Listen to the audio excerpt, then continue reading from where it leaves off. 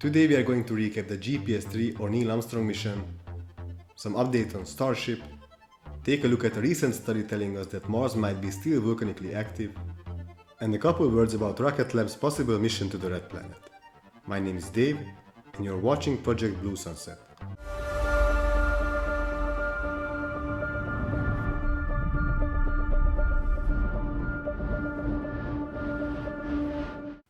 SN16 was moved next to SN15 on a display stand.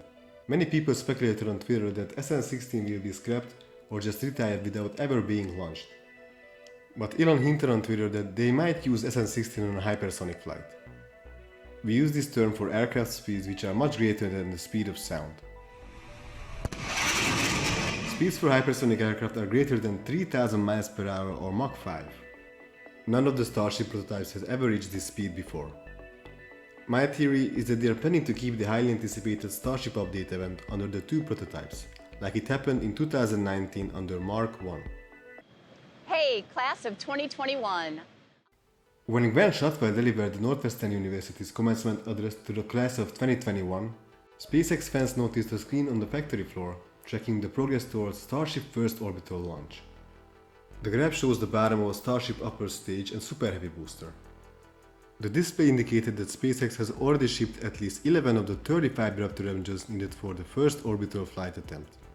The 25-day countdown is indicating that something is supposed to happen next month. If the video was recorded a week or two before it aired, and given that Elon tweeted not too long ago that Raptor production is approaching 1 every 2 days, then all 35 Raptors could be shipped within the first week of July.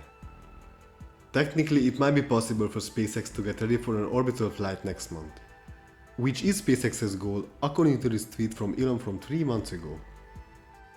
But I think this is unlikely to happen. It's true that the Raptor production is reaching crazy speeds, because SpaceX will basically produce as many Raptors in June and July as they did in the last 2 years. But it still takes a lot of time and resources for the company to produce these engines. So I'm sure that they will try their best to reach their goals with this mission and not to rush anything. Gwynne Shotwell gave a live interview at the International Space Development Conference right after I finished editing this video. She confirmed that SpaceX is still shooting for July for the orbital Starship flight. We are headed for our first orbital attempt in the not too distant future. We're shooting for July. I'm hoping we make it, but we all know that this is difficult. But we are really on the cusp of flying that system, or at least attempting the first orbital flight of that system. Really, in the very near term. And this is Gwyn time or Elon time? That's Gwyn time. I'm sure Elon will want us to go faster. So it really seems like that we don't have to wait for too long to see a fully stacked Starship to fly. She also mentioned that Starlink could provide full and continuous global coverage about 6 weeks from now, and that she believes that Starship could be used to remove space junk from Earth's orbit. The orbital launch tower is also being built with the ludicrous speed that we got used to from SpaceX. 5 segments have already been stacked and a 6th been delivered and waiting to be lifted to its place as I'm recording this video. For now it seems like that it will consist of 8 segments, and when completed it will be the highest launch tower ever built, and also the highest structure in South Texas. Let's see some Falcon 9 and other SpaceX news.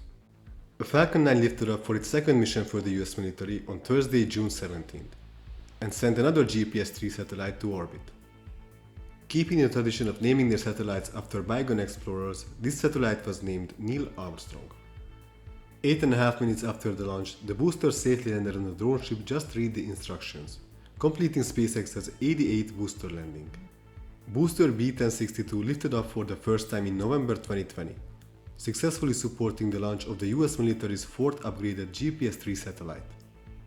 And SpaceX is planning to reuse the same booster again on a future national security launch. Now let's talk about some news regarding the Red Planet. Using data from satellites orbiting Mars, researchers discovered a previously unknown volcanic deposit in the Elysium Planitia region. Most volcanism on Mars occurred between 3 to 4 billion years ago, leaving behind giant monuments such as Olympus Mons, the tallest mountain in the solar system. However, this deposit appears to be different. This might be the youngest volcanic deposit yet documented on Mars, said lead study author David Horvath, who did the research at the University of Arizona. If we were to compress Mars' geological history into a single day, this would have occurred in the very last second, he said. He and his co-authors detailed their findings in the paper Evidence for Geologically Recent Explosive Volcanism in Elysium Planitia Mars. The volcanic eruption produced an 8-mile wide, smooth dark deposit surrounding a 20-mile long volcanic fissure. The site of the recent eruption is about 1,000 miles from NASA's InSight lander, which has been studying seismic activity on Mars since 2018. 2 Marsquakes were found to originate in the region, and the recent work has suggested the possibility that these could be due to the movement of magma deep underground.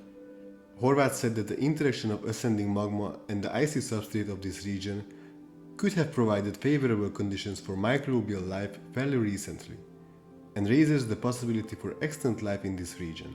The youngest volcanic eruption on Mars happened only 6 miles from the youngest large impact crater on the planet, a 6-mile wide crater named Zonil. The ages of the eruption and the impact are indistinguishable, which raises the possibility that the impact actually triggered the volcanic eruption, they said.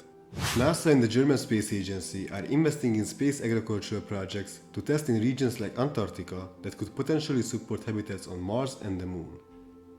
On all our missions into space so far, astronauts have sustained themselves almost entirely on packaged food. But if we want to set up long-term habitats on the Moon or Mars, it's absolutely necessary to develop the ability to grow plants.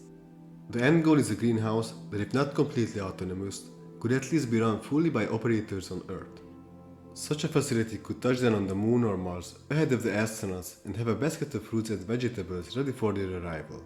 These technologies could serve as the ultimate multi-purpose life support system, producing calories and nutrients to eat, making oxygen to breathe, and taking carbon dioxide from the air. Rocket Lab announced on June 15 it won a contract from the Space and Sciences Laboratory of the University of California, Berkeley, to begin a design work on a new version of the ESCAPADE mission to Mars. The 2 ESCAPADE spacecraft will go into orbit around Mars to study the interaction of the solar wind with the planet's atmosphere. This will be vital information if we ever want to terraform the red planet. The original plan for ESCAPADE was to launch as a secondary payload on the Psyche mission to the main belt asteroid in 2022. ESCAPADE would have been dropped off when Psyche made a flyby of Mars on its way to the asteroid. But because of a switch in launch vehicles for Psyche from SpaceX's Falcon 9 to Falcon Heavy, changed the trajectory parameters of the mission. In August 2020, the agency determined that the change made it no longer viable to manifest ESCAPADE as a part of the Psyche mission. The ESCAPADE spacecraft were originally described as a spacecraft 60 by 70 by 90 centimeters in size, weighing no more than 90 kilograms each. I'm aware that there are many great YouTube channels covering everything about SpaceX and Starship, but I'm gonna try to focus on the things that would be interesting for those planning to move to Mars one day. I understand that this is probably decades away for an average person like me, but in my opinion, you can't start to prepare soon enough for an adventure like this.